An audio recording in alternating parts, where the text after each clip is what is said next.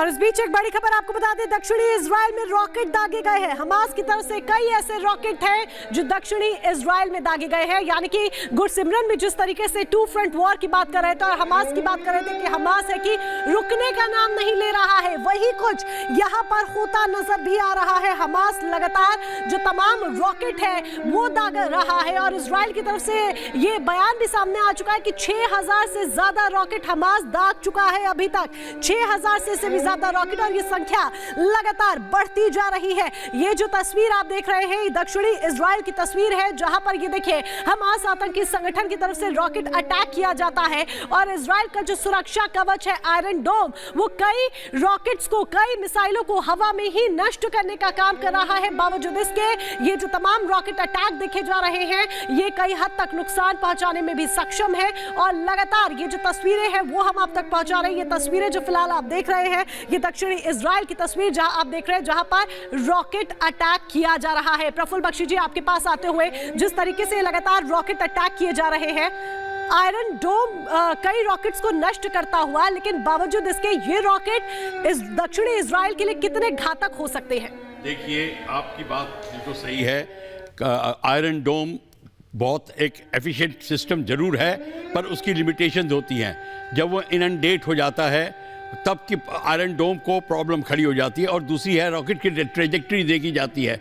अगर rocket is at a low trajectory fired from a very short range, वो दूसरी बात आ जाती है।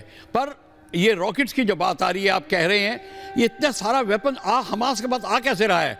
आपको पता होना चाहिए ये कसाम रॉकेट जो बना रहे हैं या R7 हैं, रॉकेट प्रोपेल्ड ग्रेनेड लॉन्चर्स जो इस्तेमाल कर रहे हैं, ये सारे के सारे इन्होंने लेफ्ट ओवर वेपन सिस्टम्स जो हैं, यहाँ तक कि और जितना कबाड़ का सामान होता है उसको मिला के इनके जो एक्सपर्ट्स हैं नॉर्थ कोरिया से और ईरान से, और इन्होंने इतने इनको वेपन सप्लाई किए हुए हैं। और एक चीज़ आपको मैं बता दूं, एक होता है UXO अनएक्सप्लोडेड ऑर्डिनेंस और एक होता है LOW लेफ्ट ओवर वेपन्स पुराने। ये सारे के सारे जो हैं ये इनको सप्लाई किए गए हैं मॉडिफाई करके, और जिस टनल बनाई गई है। मेजर जनरल संजय सोई, मैं आपके पास आ रही हूँ। ये गुरसिमरन क्योंकि लगातार 15 दिन से वहां ग्राउंड पर डटे हुए हैं, वो दो बड़ी बातें कह रहे हैं। वो कह रहे हैं कि राफा बॉर्डर खुलेगा, लेकिन इजराइल ने ये साफ कह दिया है कि जो भी ह्यूमैनिटेरियन हेल्प है, जो भी सहायता है, वो सिर्फ लोगों तक, सिविलियंस तक पहुंचनी चाहिए, हमास तक ना पहुंचे, नहीं तो फिर उसके बाद अंजाम भुगतना होगा। मेरा सवाल ये है कि कैसे सुनिश्चित होगा कि जो सहायता है वो सिर्फ सिविलियंस तक पहुंच रही है? दूसरा सवाल जो गुरसिमरन ने उठाया, उन्होंने कहा कि हमास, हिजबुल्लाह लगातार अब टू फ्रंट वॉर के तरफ इजराइल जो आगे बढ़ रहा है उसके लिए बड़ा चैलेंज है, बहुत दिक्कतें खड़ी हो सकती है क्योंकि ध्यान अब बढ़ रहा है उसका। नहीं, बिल्कुल गायत्री जी, ये बात सही है कि राहत सामग्री जा रही है, बड़ी खुशी की बात है, क्योंकि आम आदमी, बूढ़े, बच्चे काफ़ी परेशान हैं, जो जिनका लड़ाई से शायद कोई लेना देना नहीं है, हमास अलग, पैलेस्टीनियन अलग। लेकिन जो डर है इजराइल को वो यही है कि इसके जरिए कि हथियार ना आ जाए और सप्लाई नहीं आ जाए, क्योंकि इसके लिए जो किया है इन्होंने प्रबंध किया हुआ है। जैसा मुझे खबर मिली थी कि रेड क्रॉस और रेड क्रेसेंट जैसे मिलकर इसकी चेकिंग करेंगे और उसके बाद ही वो सामान अंदर जाएगा। अगर फिर भी अगर खबर मिलती है तो नेचुरली इजराइल ने जैसा कहा है कि फिर बंद कर देंगे वो क्रॉसिंग, तो आम आदमी सफर करेगा। तो सिविलियंस के बीच में ही है ना। एक बहुत इंपॉर्टेंट चीज ये है, अगर red cross, red crescent organisations हैं, अब वो सप्लाई, वो ह्यूमैनिटेरियन एड दे रहे हैं, अगर हमास के सिविलियन या हमास भी वुंडेड है उसको डिनाई नहीं करेंगे। आप ये सोच रहे हैं कि उसको छोड़ देंगे, नहीं, उसको उतनी वैसे ही एड मिलेगी।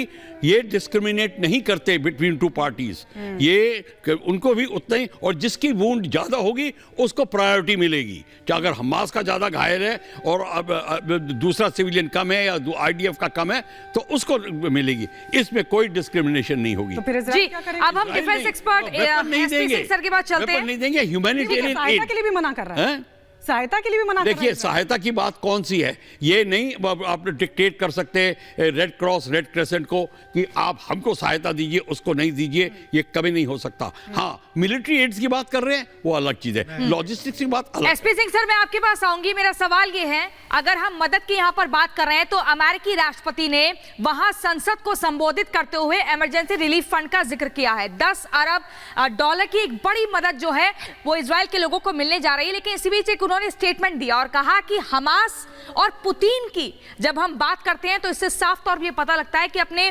पड़ोसी लोकतांत्रिक देशों को ये खत्म करना चाहता है, राज्यों को खत्म करना चाहता है। इस स्टेटमेंट को कैसे देखें? देखिए, बाइडेन जो है शुरू से ही करते आए हैं उनका, आप ये देखिए अमेरिका बड़े लंबे समय से टेररिज्म के खिलाफ एक मुहिम छेड़ रखी है।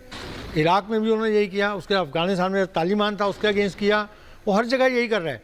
तो अमेरिका जो है एटलीस्ट ऑन द फ्रंट ये चाहता है कि डेमोक्रेटिक एस्टेब्लिशमेंट हर जगह काम करें और कोई ऐसा हिटलर की तरह या कोई इस तरह का व्यक्ति ना आए जो पुतिन को ऐसे बोलते हैं, ऐसा व्यक्ति ना आ जाए जो मोनार्क हो और अपने पूरे उसको डिस्ट्रॉय करे या टेररिस्ट ऑर्गेनाइजेशन आए। ये एक मुद्दा है। दूसरा मैं ऐड करना चाहता हूँ, जो हम बात कर रहे हैं एड की, सिविलियन एड की, वेंकट बख्शी सर ने बड़ी अच्छी बात बोली है कि ये वो डिस्टिंक्शन नहीं करते रेड क्रॉस एंड ऑल, पर इजराइल का डर क्या है कि इजराइल जो हर तरह से हमास को कब्जाना चाहता वो ये नहीं चाहता कि ना सिर्फ वेपन बल्कि उनको कोई खाना पीना भी ना मिले।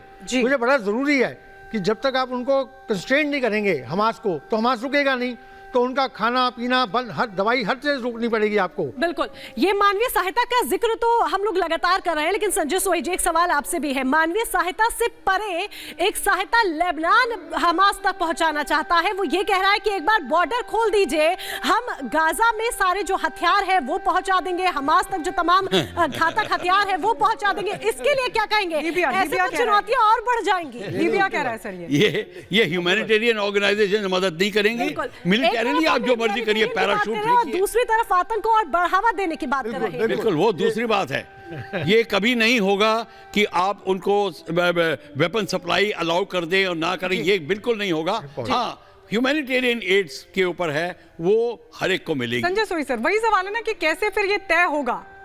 नहीं बिल्कुल, सिविलियंस तक ही पहुंच रहे, हमास तक नहीं। ये तो क्योंकि हमास के लड़ाके हैं, उनका काम है कि हमास के लड़ाकों को किसी किस्म की मदद नहीं मिलनी चाहिए, और इजराइल ये चाह रहा है कि वो आइसोलेट हो जाए, उनको जितने और हथियार मिलते रहेंगे लड़ाई उतनी लंबी चलेगी। यही कारण है कि चारों तरफ से घेरा बांध दिया है, और ये रेड क्रॉस और रेड क्रेसेंट का ये उद्देश्य रहेगा कि ये खिलाफ राशन, मेडिकल सप्लाई, पानी, इस तरह की चीज़ें जाएं। अगर हथियार या किसी प्रकार, क्योंकि कोशिश उन्होंने पहले भी स्मगल करने की कोशिश की है कि जिस प्रकार चावल के बोरियों के अंदर उन्होंने हथियार लाए, ग्रेनेड लाए, पिस्टल लाए, इस तरह की जो रिपोर्ट्स और फोटोग्राफ में आपके चैनल में देख रहा था, तो इस तरह की चीज़ नहीं चाहते, इसलिए बहुत डिटेल चाहिए। इजराइल को खतरा यही है कि वो चाहते हैं कि इस युद्ध का जल्दी से जल्दी खत्म हो। अगर उनको हथियार को देश देने की बात करता है तो बिल्कुल बिल्कुल बिल्कुल सर, संजय सोही बहुत ही महत्वपूर्ण सर आप बात यहाँ पर कर रहे हैं, लेकिन इसी बीच एक बड़ी खबर आ गई, अपने दर्शकों को ये बड़ी खबर भी बता दें। इजराइल और हमास के युद्ध को लगातार 15 दिन हो चुके हैं, आक्रामक स्थिति बनी हुई है। एक तरफ से अगर रॉकेट से हमला होता है तो दूसरी तरफ से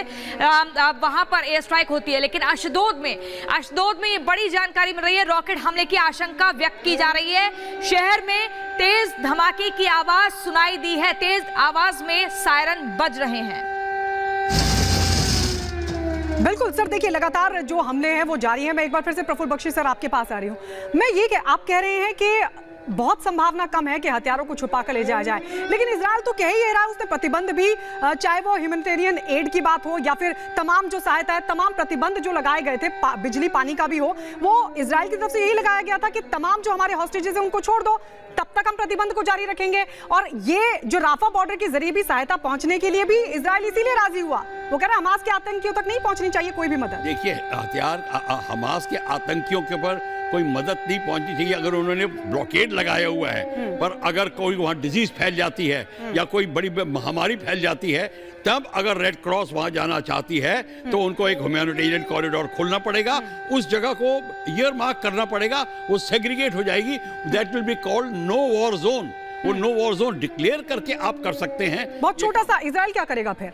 इजराइल को बताना पड़ेगा कि ये नहीं, आपकी ये जो रिक्वायरमेंट है गलत है। अगर वहाँ महामारी फैली है, बीमारी फैली है और या घायल पड़े हैं, उनकी डेड बॉडीज को रिकवर करना है, उनकी POWs को एक्सचेंज करना है, उनके दफनाना है, ये सारा का सारा काम ह्यूमैनिटेरियन। मैं 10 सेकंड में लूंगा। हाँ ठीक है, वक्त एक छोटे से ब्रेक का है। ब्रेक के बाद हम फौरन लौटेंगे इसी खबर पर, इसी बड़ी खबर पर। लगातार रिपब्लिक भारत की नजर बनी हुई, तमाम खास मेहमान भी हमारे साथ लगातार बने रहेंगे, लेकिन ब्रेक के उस पार जब हम लौटेंगे तो आपको बताएंगे हमास इजराइल जंग के 15वें दिन की